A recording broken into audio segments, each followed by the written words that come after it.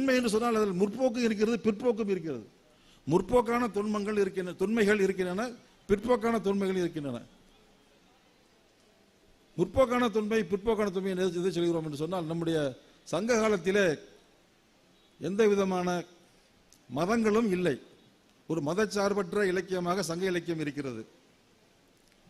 பெண் கல்வி என்பது உயர்ந்து இருந்திருக்கிறது. 44 பெண்பார் புலவர்கள் இருந்தார்கள் என்று சொன்னால், தமிழ் மொழியிலே சங்க இலக்கியத்திலே 44 பெண்பால் புலவர்கள் இருக்கிறார்கள். பாடல் இயற்றுகிற அளவுக்கு பெண்கள் இருந்தார் என்று சொன்னால், பரவலாக பெண் கல்வி அந்த காலத்தில் இருந்திருக்க வேண்டும். இது ஒரு முற்போக்கான தொன்மை. ஆனால் இடையிலே பெண்களுக்கான கல்வி என்பது மறுக்கப்பட்டிருக்கிறது. அந்த புலவர்கள் எல்லாம் காணாமல் போய்விட்டார்கள். திரும்ப எப்ப பெண்கள் புலவர்களாக எழுத்தாளராக வருகிறார்கள் என்று சொன்னால் 20ஆம் நூற்றாண்டில் தான் வருகிறார்கள். இடையிலே என்ன நடந்தது? நடுவில் கொஞ்சம் பக்கத்தை காணோம். நடுவில் அந்த பக்கம் ஏன் காணாம போச்சு? பெண்கள் ஏன் 2ஆம் நிலைக்கு சென்றார்கள் என்பதற்கான வரலாற்றாளர்கள் பல்வேறு காரணங்களை சொல்கிறார்கள். குறிப்பாக 7ஆம் நூற்றாண்டிலிருந்து 12ஆம் நூற்றாண்டு வரை தமிழகத்தை ஆட்டுவித்த பக்தி இயக்க காலத்திலே பெண்கள் 2ஆம் நிலைக்கு சென்றார்கள் என்ற ஒரு வலுவான கருத்து சொல்லப்படுகிறது. ஆக நாம் எந்த தொன்மையினுடைய தொடர்ச்சியாக நாம் நம்மை வரித்துக் கொள்வது? பெண் கல்வி இருந்த அதனுடைய தொடர்ச்சியாக நாம் இருப்பதா, இல்லை பெண்கள் அடுப்படிக்குத்தான் லாயக்கு, அவர்கள் வீட்டிலே குழந்தை பெற்று போடக்கூடிய எந்திரங்களாக இருக்க வேண்டும் என்று? ஏனென்றால் அது சங்க காலத்திலே ஆரம்பிச்சிருச்சு. மொழிதயிர் பிசைந்த காந்தல் மெல்விரல் என்று ஒரு பாடல் இருக்கிறது. அந்த பொண்ணு தயிரை பிசைஞ்சான்னா கை செவந்து போயிருமா. தயிரை பிசைஞ்சா கை செவந்து போகணும். அந்த கை எவ்வளவு மென்மையா இருக்கணும். இப்போ பெண்கள்னா அவ்வளவு மென்மையானவர்கள். அப்படி பிசைஞ்சு அவ சமையல் பண்ணி தீம்புளி பாகர் அப்படின்னு ஒரு புளிக்குழம்பு மாதிரி ஒன்று வைக்கிறா. அந்த வச்சதை பார்த்து அதை அவளுடைய செவிலித்தாய் இதில் வாசப்பட்டில் நின்று பார்த்து பெருமையா இருக்கான். அவன் புருஷங்காரன் நல்லா இருக்கு நல்லா இருக்குன்னு சாப்பிட்றானா. அவன் அப்படியே இப்படி இப்படி கையை எழுவுறாலாம். இங்கே கறி இங்கே பட்டுருச்சான். இதெல்லாம் வர்ணிச்சு இருக்கு. இதை படிச்சு இதை நம்ம தமிழ் பேராசிரியர்கள் பாடம் நடத்தி படிக்கிற பிள்ளைங்க மனசுல பூரா என்னத்தை ஏத்துறாங்க? புருஷனுக்கு புளிக்குழம்பு வச்சு போட்டா தான் சரியான பொம்பளை என்று ஒரு தொன்மையான நாகரிகம் நம்முடைய மரபில் இருக்கக்கூடியது என்று சொல்லி கொடுக்கிறார்கள். இப்படி சொல்லி வளர்த்தா நம்ம பொம்பளை பிள்ளைகளை எப்படி என்ன நினைப்பாங்க அவங்க? சோறு வங்கி போறது நம்ம வேலை தான் அப்படித்தானே பெண்கள் நினைப்பாங்க. இது ஒரு தொன்மம். அதாவது பொய், புருடா, ஃப்ராடு. யாரு பொங்கினாலும் சோறு பொங்கும் இல்ல. இங்க இருக்கிற இத்தனை டீ கடைகள்ல பெண்களை டீ ஆத்துறாங்க. விருதுநகர்ல புரோட்டாக்கு ஃபேமஸான ஊர் விருதுநகர். எந்த புரோட்டா கடையிலாவது பொம்பளையாளு இருந்து புரோட்டா போட்டுக்கிட்டு இருக்கா? எல்லா கடையும் ஆம்பளையா தான் புரோட்டா போடுறாரு. இல்ல சூப்பரா போடுறாரு. போட்டு அப்படியே விளசி போடுறாரு. விருதுநகர் புரோட்டா, பொரிச்ச புரோட்டானாலும் சரி, வாட்டு புரோட்டானாலும் சரி, தூத்துக்குடி புரோட்டானாலும் சரி, எல்லா புரோட்டாவையும் ஆம்பளை தான் போடுறாங்க. ஏன் அவர் வீட்டில் போனா மட்டும் அவர் சோறு வேகாதா? அவர் வச்சாருனா வேகாதா? இல்லையா? இப்ப இது ஒரு தொன்மை கிடையாது. இதை நம்ம இதை தொடரக்கூடாது. இது பெண்கள் தான், இதுக்குத்தான் பெண்கள் லாயக்கு என்பதற்கு எதிராக முற்போக்கான சிந்தனைகள் அந்த காலத்திலே உருவாயிருச்சு. இந்த எதிர்குறல்கள் அன்றைக்கு இருந்தது. அந்த எதிர்குறல்கள் தான் நம்முடைய தொன்மையாக இருக்க வேண்டும். அதனுடைய தொடர்ச்சியாகத்தான் நாம் வாழ வேண்டும் என்பதுதான் நாம் இங்கு முன்வைக்க வேண்டிய ஒன்று. ஏன்னா இப்படி வந்த நம்முடைய தமிழ் தொன்மை என்பது அச்சு பண்பாடு வந்த பிறகு வேறொன்றாக மாறுகிறது. இந்த சங்க இலக்கியம் என்பதே நமக்கு யாருக்கு தெரியாது. அது பூரா ஓலைச்சுவடிகளில் இருந்தது. 19ஆம் நூற்றாண்டில் உவை சாமிநாத ஐயர் போன்ற மகான்கள், சிவை தாமோதரம் பிள்ளை போன்ற மகான்கள் எல்லாம் சேர்ந்து ஓலைச்சுவடியில் இருந்த சங்க இலக்கியங்களை ஒரு அச்சுக்கு கொண்டு வராங்க. அச்சுக்கு கொண்டு வரும் பொழுது அது ஆயிரக்கணக்கான பிரதிகள் அச்சிடப்பட்டு மக்களுக்கெல்லாம் விநியோகமாகிறது. அதுவரைக்கும் தமிழ் மொழியை பற்றி, கல்வி என்றால் என்ன என்பதை பற்றி இருந்த கருத்துக்கள் எல்லாம் தகர்ந்து பரவலாகிறது, ஜனநாயகப்படுத்தப்படுகிறது. அப்ப அச்சு பண்பாடு என்பது ஜனநாயகப்படுத்துவதிலே ஒரு மிகப்பெரிய பங்கை ஆற்றியிருக்கிறது. ஆகவேதான் அன்று முதல் இன்றைக்கு வரைக்கும் பேப்பர்லயே போட்டிருக்கானப்பா அப்படின்னு சொன்னா எல்லாரும் நம்பிடுவாங்க. அச்சில வர்றது பூரா சரியானது என்ற ஒரு கருத்து, அதுவும் ஒரு தொன்மம் தான். அச்சில் வந்ததெல்லாம் சரியா இருக்குமா? யார் அச்சடிக்கிறா? கீதா புரஸ்காரம் போடுறது பூரா நல்லதா? ஆகவே இதெல்லாம் நம்ம எது தொன்மம் எது தொன்மை என்று பிரித்து பார்த்து சரியானவற்றை நாம் பின்பற்ற வேண்டிய ஒரு அவசியம் இருக்கிறது. அச்சு பண்பாடு வந்த பிறகு ஏராளமான அறிவு, உலகத்தின் அறிவெல்லாம் இன்றைக்கு நமக்கு கிடைக்கிறது. இன்றைக்கு அதைவிட பரவலாக இந்த இணையம் வந்த பிறகு, அதுவும் குறிப்பாக இன்றைக்கு செயற்கை நுண்ணறிவு வந்த பிறகு எல்லாமே உங்களுக்கு இருக்கு, ஸ்கிரீன்ல இருக்கு, உங்க போன்லயே இருக்கு. எதை பற்றி கேள்வி கேட்டாலும் அது பதில் சொல்லுது. நாங்கள் எங்களையெல்லாம் காலி பண்ணிடுவாங்க, ஒரு எழுத்தாளர்களே தேவையில்லை. இனிமே இந்த சப்ஜெக்ட்ல ஒரு கவிதை வேணும்னு போட்டாச்சுன்னா அது கவிதையை டக்குன்னு 2 நிமிஷத்துல கொடுத்துருது. அப்படியே ஒரு கவிதை தொகுப்பே போட்டாங்க. இப்போ எம்பியா இருக்கக்கூடிய ரவிக்குமார் அவர்கள் அவருடைய மணற்கேணி பதிப்பகத்தின் மூலமாக தலித் கவிதை தொகுப்பு முழுக்க முழுக்க செயற்கை நுண்ணறிவு எழுதிய ஒரு தலித் கவிதை தொகுப்பை அச்சிட்டு வெளியிட்டார். ஓவியர்கள் பூரா பதறாங்க. ஏன்னா படமா கைட்ட வரைய வேண்டியது, அதெல்லாம் வேண்டியதில்லை. ஒரு இந்தியன் ஃபேஸ்ன்னு போட்டீங்கன்னா இந்தியன் ஃபேஸ் உள்ள ஆம்பளை பொம்பளை பூரா வந்துடுது. உங்களுக்கு எது வேணுமோ அதை சூஸ் பண்ணிட்டு லேசாக டச் பண்ணீங்கன்னா போதும். இப்போ கலைஞர்கள், எழுத்தாளர்கள் போன்ற கிரியேட்டிவ் சைடில் ஒர்க் பண்ணக்கூடியவர்கள், ஐயா சுகிசிவம் அவருடைய உரை இந்த தலைப்பிலேன்னு போட்டீங்கன்னா அது ஒரு சுகிசிவத்தை உருவாக்கி அது பேசிக்கிட்டு இருக்கு.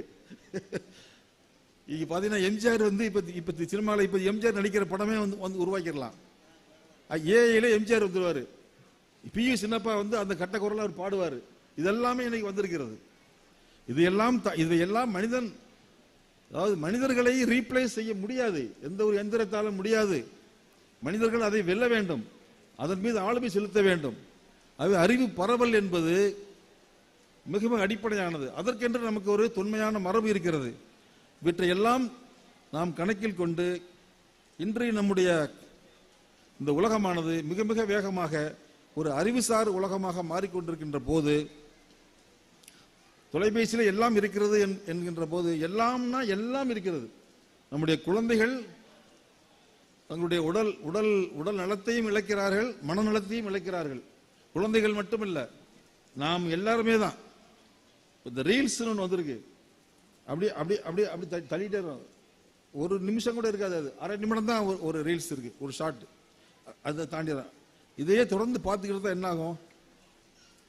இதை தொடர்ந்து பார்க்கக்கூடிய சமூகத்தினுடைய உளவியல் என்னவாக மாறி இருக்கு என்று சொன்னால், எதையுமே அரை நிமிடத்துக்கு மேல கவனிக்க முடியாத ஒரு உளவியல் இப்போ உருவாயிருக்கு. அவ்வளவுதான். நீங்க டிவியில் உட்காந்தீங்கன்னா ரிமோட் இல்லாம யாராலையும் டிவி பார்க்க முடியாது இன்னைக்கு. என்ன டக்கு டக்குன்னு மாத்திட்டே இருக்கணும். நாங்க இங்க வந்து பேசுறோம்னா எங்களை நீங்க ஸ்க்ரோல் பண்ண முடியாது. நாங்க இப்படியே சக்குன்னு உட்காந்துருக்கோம். எங்களை நீங்க ஸ்க்ரோல் பண்ணி தள்ளிவிட முடியாது. உங்களுக்கு பிடிக்கோ பிடிக்கலையோ நீங்க அது இன்னைக்கு வந்து மழை வேற பெய்யுது, நீங்க தப்பிச்சு வெளியே போகவே முடியாது, எங்களையும் மாற்ற முடியாது. அப்ப என்ன செய்யலாம்? நீங்க போன் எடுத்து நோண்ட ஆரம்பிச்சிருங்க. இப்ப எவ்வளவு கஷ்டப்பட்டு நாங்க ப்ரிப்பரேஷன் பண்ணி படிச்சு இங்க வந்து பேசினாலும் நீங்க எங்களை பார்க்காம டக்கு டக்குன்னு தள்ளிட்டே போயிட்டே இருக்கலாம். அப்படியான ஒரு உளவியல் உருவாகிறது. நீங்க இந்தியாவினுடைய அரசியல் பொருளாதாரம் பற்றியோ பண்பாடு பற்றியோ இன்று நம்ம நாட்டுக்கு ஏற்பட்டிருக்கக்கூடிய கேடுகள் பற்றியோ சீரியஸாக யாராவது ஒருத்தர் வந்து ஒரு மணி நேரம் பேசுறாருன்னா அது கேட்பதற்கான பொறுமையை இந்த ஒரு டிவைஸே காலி பண்ணுது நம்மள. இது ஒரு மிகப்பெரிய டேஞ்சர்.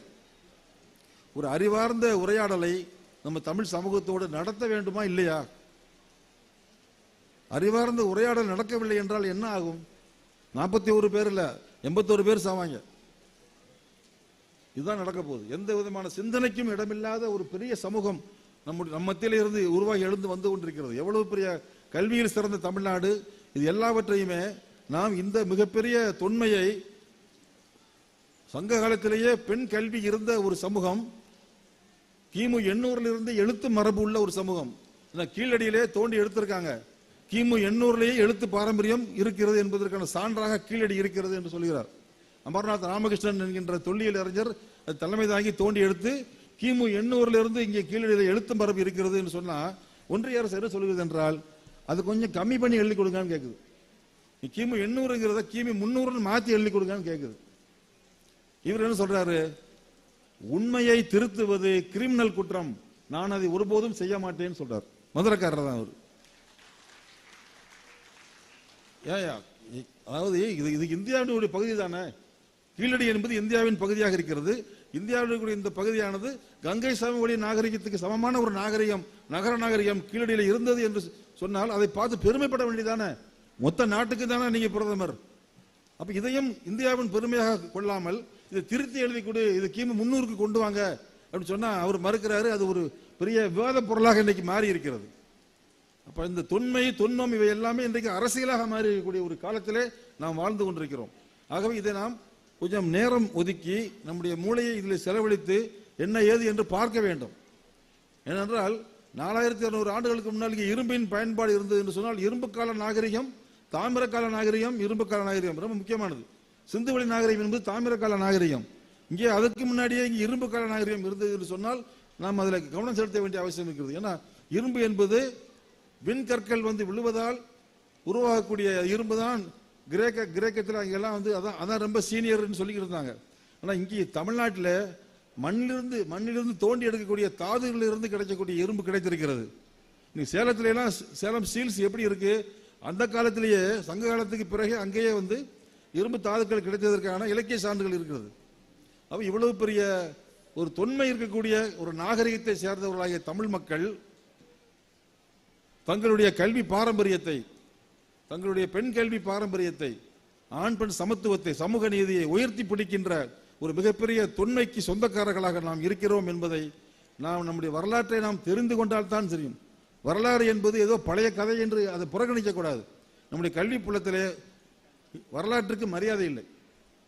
ஹிஸ்டரி என்றால் ஹிஸ் ஸ்டோரி, அவன் எழுதிய வரலாறு, அவளுக்கான வரலாறு அதில் இருக்காது. அது ஒரு பக்கம். இன்னொரு பக்கத்தில் அது ஏதோ பழைய கதை என்று நாம் நினைக்கிறோம். பழைய கதை இல்லை. இப்போ உங்களுக்கு திடீர்னு வயிற்று வலிக்குது, டாக்டர்கிட்ட போறீங்க. டாக்டர் என்ன கேட்குறாரு? நைட் என்ன சாப்பிட்டீங்கன்னு கேட்குறாரு. வயிறு காலையில் போய் டாக்டர் இருந்தீங்கன்னா நேற்று நைட்டு என்ன சாப்பிட்டீங்கன்னு கேட்குறாரு. நேற்று காலையிலிருந்து என்னென்ன சாப்பிட்டீங்க சொல்லுங்கிறாரு. என்ன கேட்குறாரு? நீங்கள் சாப்பிட்ட ஹிஸ்டரியை கேட்குறாரு.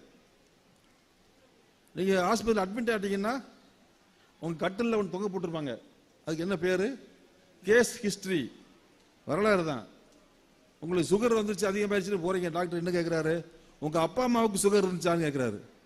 உங்க சுகர்னுடைய வரலாற்று, குடும்ப வரலாற்று கேட்குறாரு.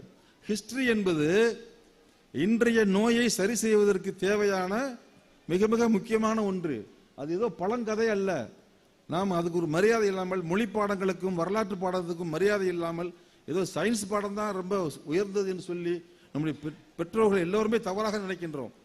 ஆகவேதான் இன்றைக்கு வரலாறும் மொழியும் முக்கியத்துவம் இழந்து போன ஒரு கல்வி புலமாக இருப்பதன் காரணமாகத்தான் இப்படி ஒரு வரலாற்று உணர்வில்லாத ஒரு பெரும் கூட்டம் இன்றைக்கு நம் மத்தியில் இருந்து உருவாகி கொண்டிருக்கிறது.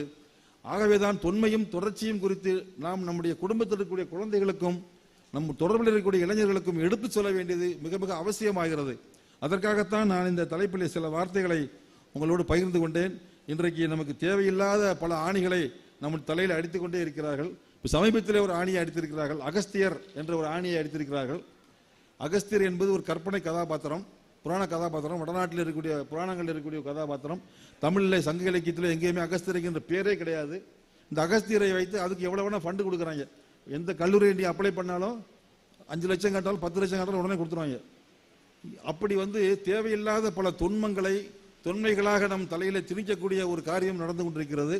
ஆகவே இந்த ஆதிக்கம் என்பது, ஆக்கிரமிப்பு என்பது ஏதோ பிசிக்கலாகவும் லேண்ட்லையும் தான் வரும்னு நினைக்காதீங்க. மைண்ட் லெவல்ல, கல்ச்சர் லெவல்லையும் இந்த ஆக்கிரமிப்பு நடந்து கொண்டிருக்கக்கூடிய ஒரு காலத்தில் நாம் வாழ்ந்து கொண்டிருக்கிறோம். ஆகவே எச்சரிக்கையாக இருக்க வேண்டும் மக்களே என்று கூறி வாய்ப்புக்கு நன்றி கூறி ஐயாவுடைய உரையை கேட்க ஆவலோடு விடைபெறுகிறேன். நன்றி, வணக்கம்.